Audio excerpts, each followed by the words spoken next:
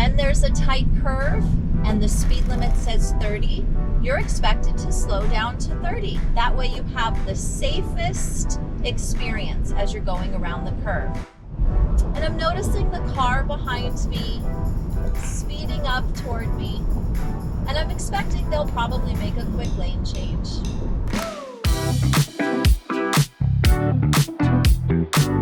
Hey, it's Jacqueline, and for the next few minutes we are going to be talking about following the speed limit. I get so many questions from new drivers about the speed limit. So for example, when the speed limit says 35 miles an hour, sometimes people will ask, does that mean I get to drive 40? Because people grow up with this idea that you're allowed to drive 5 miles over the speed limit. And my answer is always, no, that means you can drive up to 35 miles an hour. The point is that the speed limit is set for your safety. You are meant to match the speed limit, to stay calibrated at the speed limit throughout your drive. When there's a tight curve and the speed limit says 30, you're expected to slow down to 30. That way you have the safest experience as you're going around the curve.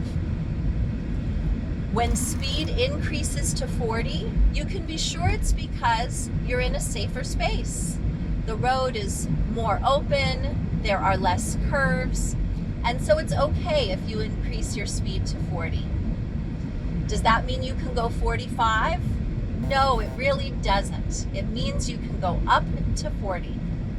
And if you see your speed climb to 41, 42, then you just lightly adjust the pressure of your foot on the gas and you let your speed drop a bit.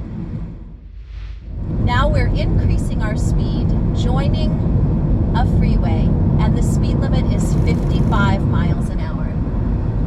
Does that mean I can go 60 miles an hour? No, it doesn't. I'm allowed to go up to 55 miles an hour. That is the safe speed for these road conditions. Does it happen sometimes that my speed goes up by 1 or 2 and I have to adjust? Absolutely, that's totally normal. The idea is to stay calibrated, to notice your speed increasing and to adjust so that you don't accidentally end up speeding and putting yourself and others in danger. Now that we're on the bridge, the speed drops to 50. And because I'm going to be driving the speed limit, I'm going to come over into the right lane. The right lane is where slower traffic stays. And in my community, people that follow the speed limit are considered slower traffic. Unfortunately, there's a really big speeding culture, as you can see from cars flying by me on the left.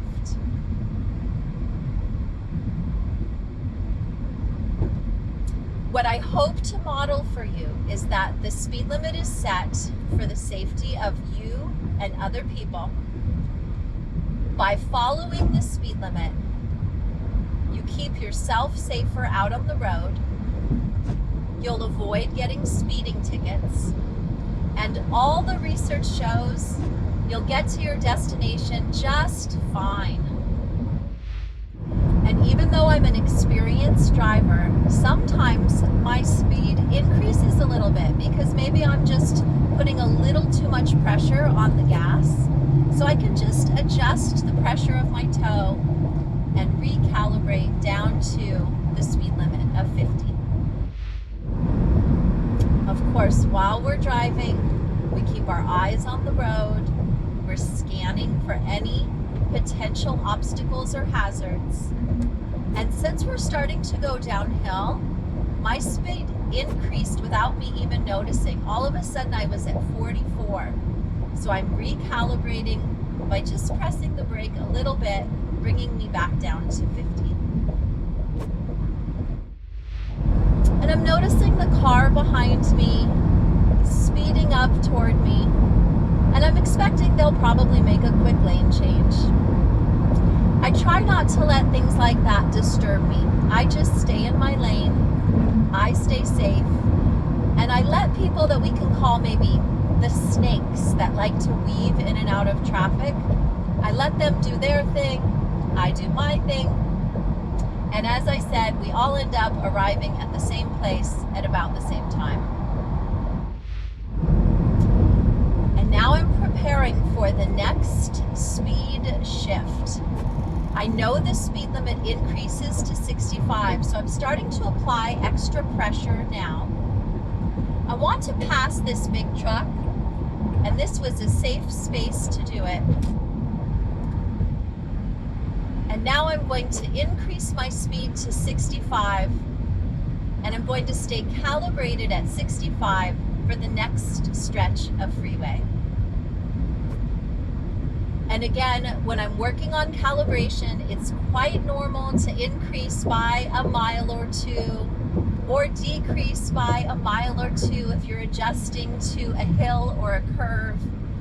But your goal is to stay calibrated as close to the speed limit as possible so that you can be predictable to other cars and give yourself safe time to react to any potential hazards.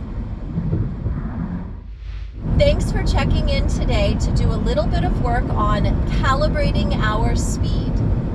We started off at 35. We had a couple 30-mile-an-hour curves. Then we went up to 45, 50, and then 65. Throughout each of those stages, the road conditions were the reason that the speed limits were set either higher or lower. And I'm safest as a driver, and you're safest as a driver if you match your speed to the speed limit. Going up to the speed limit if it's safe, and adjusting your speed if necessary if cars ahead of you are going a little slower. The key is calibration. Not too fast and not too slow. Have a great rest of your day. Thanks for practicing, and I hope there are many, many slow and faster speeds ahead for you. Have a great rest of your day. Bye-bye.